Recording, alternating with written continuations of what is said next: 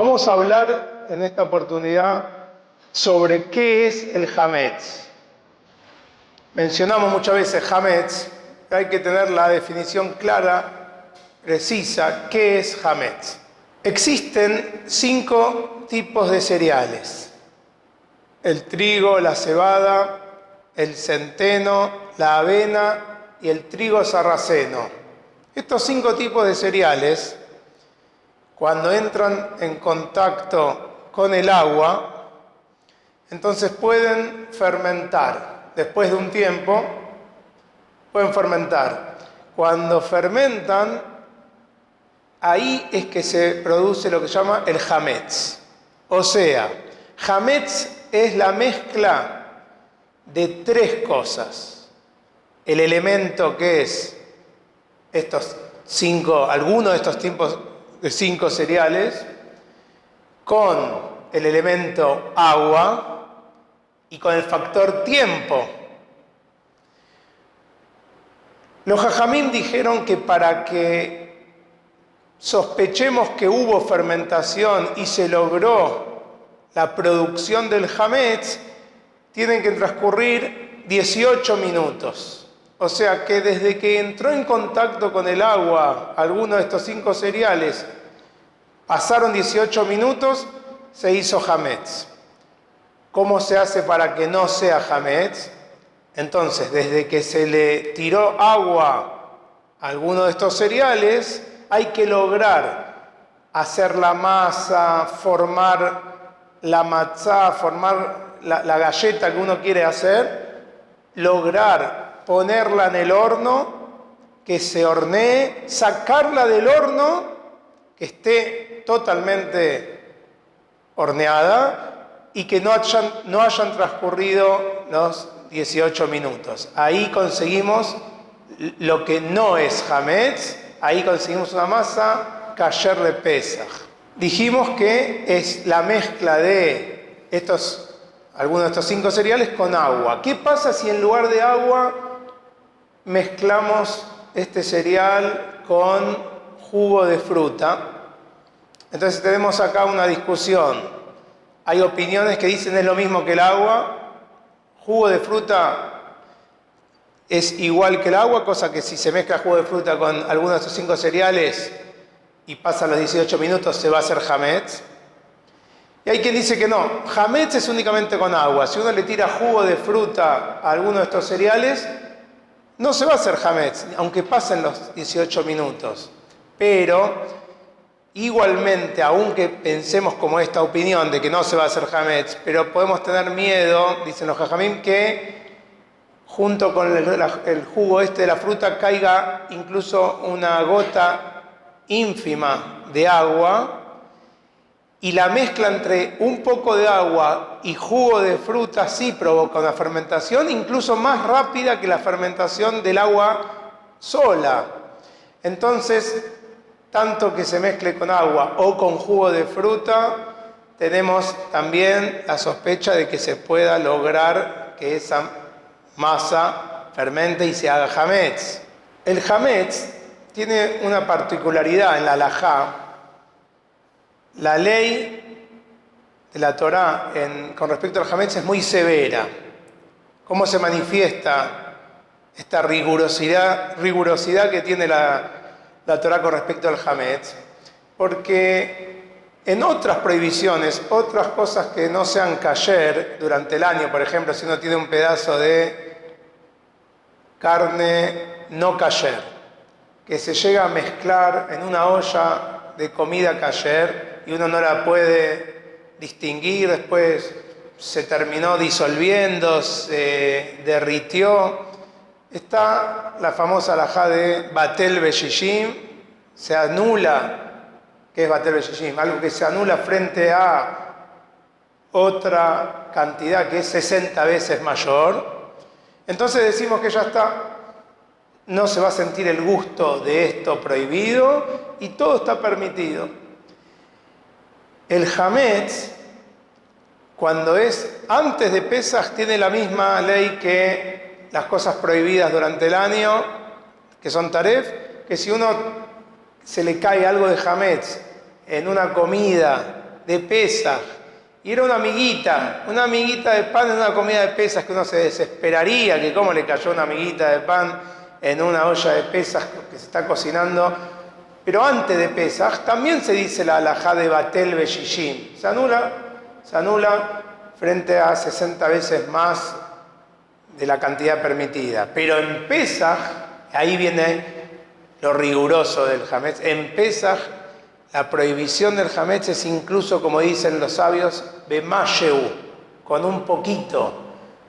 En Pesaj, si alguien, por error, como sea, se le cayó un poquitito de Hametz, ínfima parte de Hametz, en una olla, aunque sea una olla enorme, se prohíbe toda esa olla y no se puede comer nada de esa comida. Esto es lo riguroso del Hametz en Pesaj.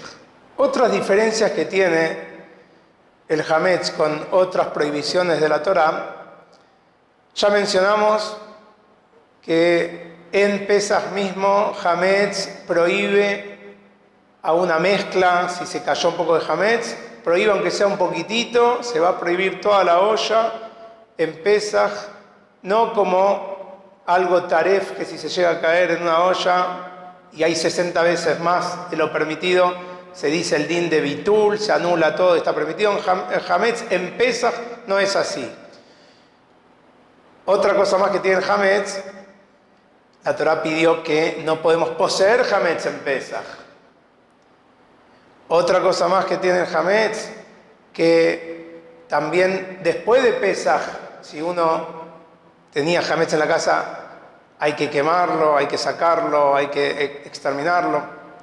También es muy rigurosa la Torá con respecto al castigo de aquel que ingiere, come Hametz en Pesaj, que es como comer en Yom Kippur, tiene la pena de karet. Entonces, ¿por qué digo todo esto? Porque la base de todas estas alajot, donde nos están indicando que Hametz en Pesaj es muy grave, provocó que la gente entonces realmente trata de cuidarse mucho en Pesaj con respecto al kashrut de los alimentos, de la cocina, de las preparaciones de las comidas para que esté realmente al 100% kasher le Pesaj. Y por lo tanto existen muchas jumbrot. ¿Qué es jumbrot? Hacer más de lo que la ley pide con tal de ser más cuidadoso. Y mucha gente, en Pesaj específicamente, encontramos que hace más de lo que la ley pide. ¿Para qué? Como para tener una valla y no llegar a caer en algo que puede llegar a ser prohibido. Voy a decir un ejemplo. Mucha gente durante el año tiene amigos, conocidos que lo pueden invitar a la casa a comer. Cada uno, Baruch Hashem, come kasher. Cada uno puede ser un poco más riguroso o menos riguroso dentro de los límites que la misma halajá nos permite. Pero sin embargo, Rubén invita a Shimón a comer a su casa, Shimón acepta, y lo mismo viceversa, Shimón invita a Rubén un día a su casa, Rubén acepta, y es algo bueno eso, donde la unión de la gente, cada uno come con el otro, en la casa de uno, otro día en la casa del otro, invitación para un lado, invitación para el otro. Hay que saber que en Pesaj existe, que uno puede decir, no mira, no te enojas, a uno lo invitan a la casa, yo en Pesaj no como en ningún lado. ¿Pero por qué no comes en ningún lado? ¿No confías? No es porque no confío. En Pesaj soy más riguroso que todo. ¿Por qué? Porque Pesaj, como dijimos antes, aunque sea un poquitito, puede prohibir a toda una olla. El que come Hametz en Pesaj es como comer en Yom Kippur. En Pesaj no podemos tener Hametz en casa. Es tan grave que hay gente que se hizo una autoconducta en la cual empiezas como nada más en mi casa. ¿Para qué menciono esto? Porque es una jumbrá, no es lo que la ley pide. Uno puede ir a la casa del otro a comer, pero hay que saberlo para dos cosas. Primero, aquella persona que esta jumbrá no la cumple, no está haciendo mal. Es una jumbra, es algo más que la ley no pide, él no la cumple, a él lo invitan, él va a donde lo inviten. Está muy bien, es una conducta que no puede ser reprochada. Pero también tenemos que saber que aquel riguroso que no acepta en Pesaj ir a comer a ninguna casa, no lo debemos tildar de exagerado o alguien apático o que apartado de la sociedad. No, en Pesaj no. Durante el año sí podríamos decir algo de una persona así, demasiado extremista. En Pesaj no. En Pesaj la ley ampara al que dice yo me cuido, pero por demás. ¿Está bien? Tenemos que recordar que el Arizal, uno de los más grandes Mekubalim de los últimos tiempos, decía, aquella persona que se cuida de Hametz en Pesaj, limpia bien la casa, se fija bien, se cuida como corresponde, pero bien, lo hace con seriedad, lo toma realmente como un tema importante, va a ser protegido por Hashem durante todo el año para que no llegue a ninguna transgresión de la Torá. Es una protección de Hashem del Shamaim para aquel que en Pesaj se cuidó del Hametz durante todo el año, va a tener ayuda para no caer en ningún tropiezo de la halajá. Hay utensilios para todo el año que usamos durante todo el año con Hametz. Hay utensilios especiales para Pesaj que se usan nada más con cosas de Pesaj y no con Hametz. Esto sería lo ideal. Lo ideal es tener todo un set de vajilla distinto para Pesaj, ollas, cacerolas, sartenes, platos, cubiertos, vasos, todo distinto. Entonces, en ese caso, lo único que la persona tiene que hacer es guardar la vajilla de todo el año en un placar y abrir el placar donde tiene la vajilla de Pesaj, usar esa vajilla y ahí se terminó todo el problema. Lo que pasa que, claro, esto representa un gasto porque es una doble vajilla y no todos están en esa condición de poder tener doble vajilla. Entonces la halajá sí contempla lo que se llama la kasherización de vajilla que se usó durante todo el año, hacerla kasher para poder usarla en Pesaj. Que el proceso es el mismo que es la kasherización de un objeto, de un utensilio que se usó con taref y que uno lo quiere kasherizar para poder usarlo con kasher. El proceso es el mismo. Voy a mencionar unas reglas primero simples, después pasamos a los detalles. Las reglas son las siguientes. Todo utensilio, todo objeto que se usa generalmente con agua, entonces la kasherización va a ser por intermedio del agua. Todo objeto que se usa con calor del fuego pero sin agua, entonces se va a kasherizar con fuego y sin agua. Ejemplos fáciles. Una parrilla donde uno hace un asado, ahí pone carne.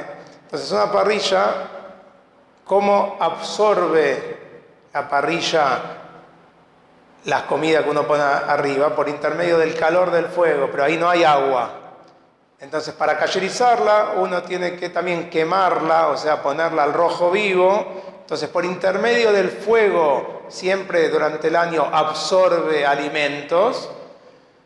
Uno puede poner durante el año masa de pan para hacer pan arriba de una parrilla donde abajo está el carbón.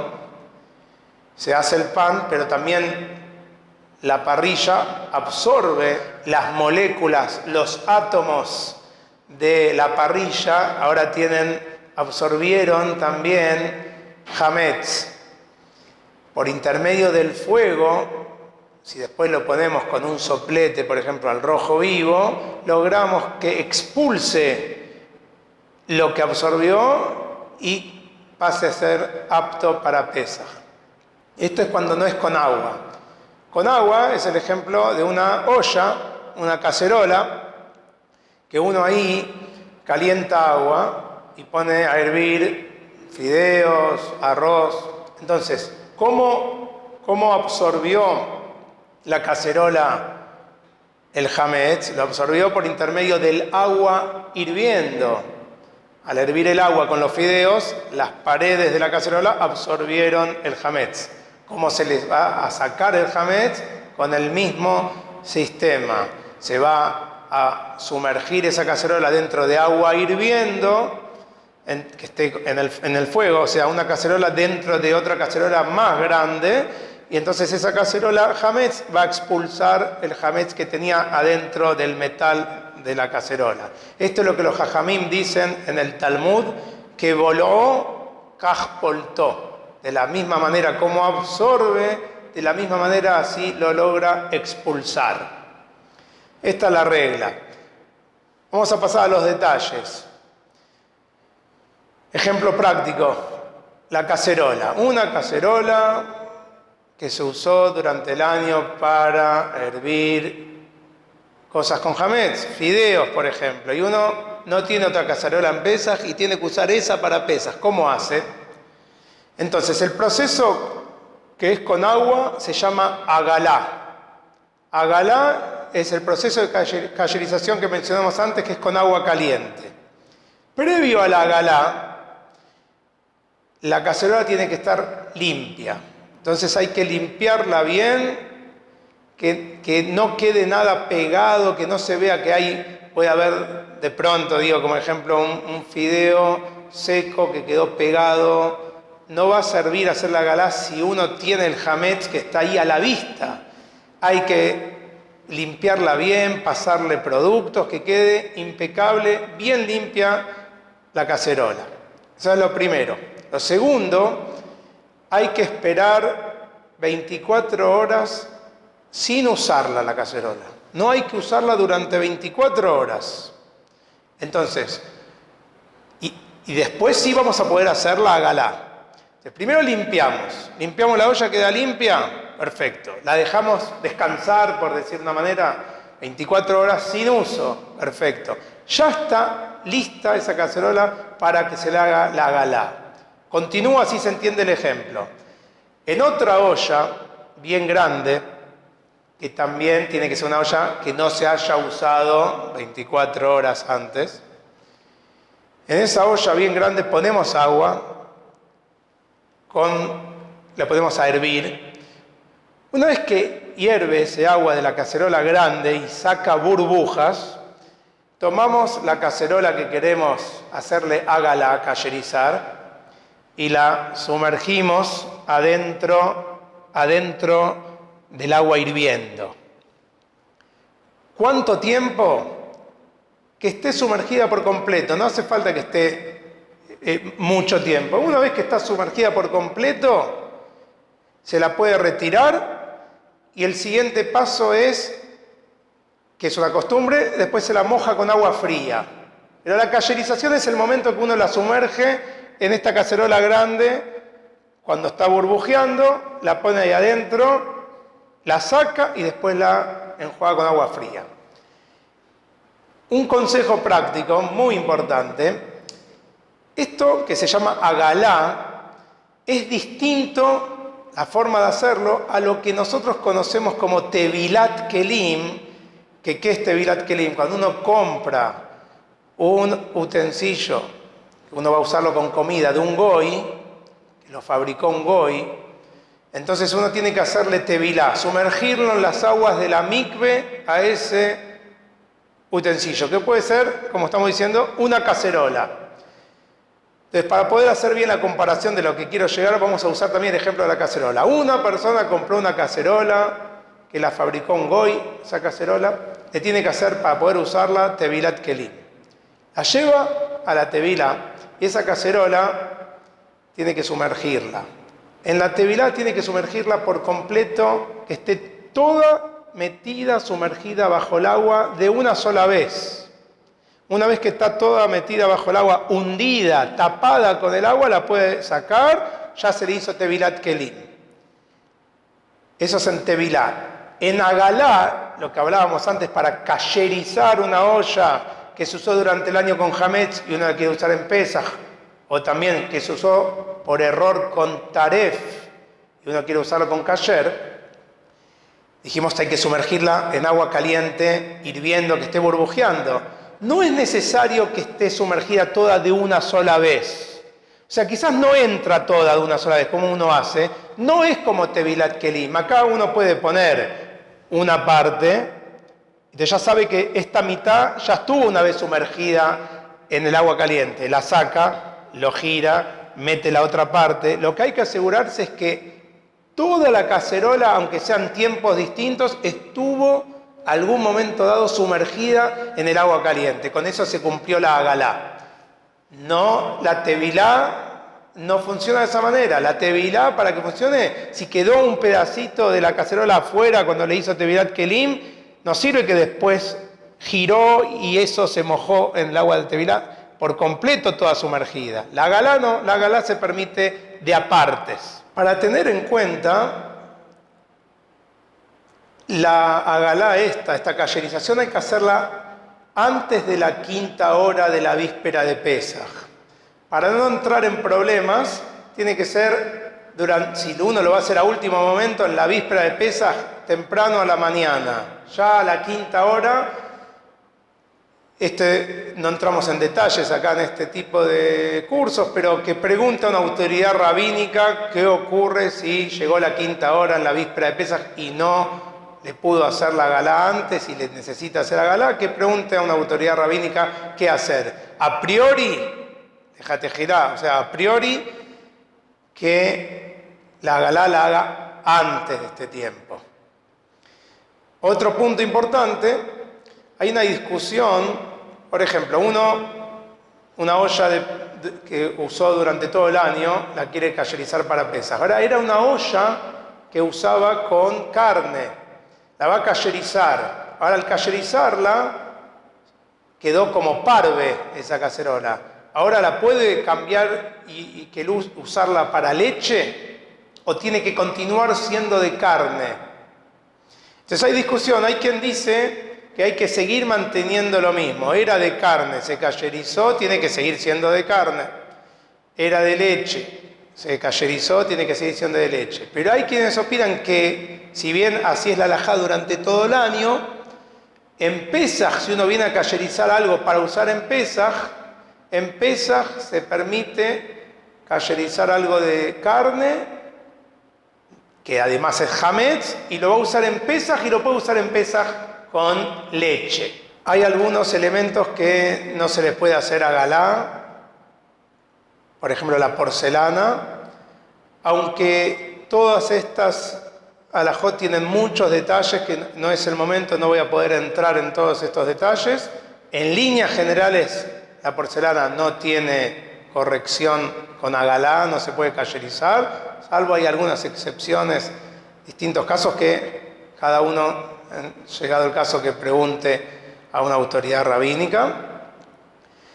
Y también hay diferencias entre Ashkenazim y Sefaradim con respecto al uso del vidrio, que también lo digo a grandes rasgos, pero con respecto al vidrio, los Sefaradim son más permisivos, suelen usar el vidrio incluso a veces con leche, después en otro momento con carne. Lo mismo se podría usar vidrio con lo que se usó durante el año y también usarlo en Pesaj.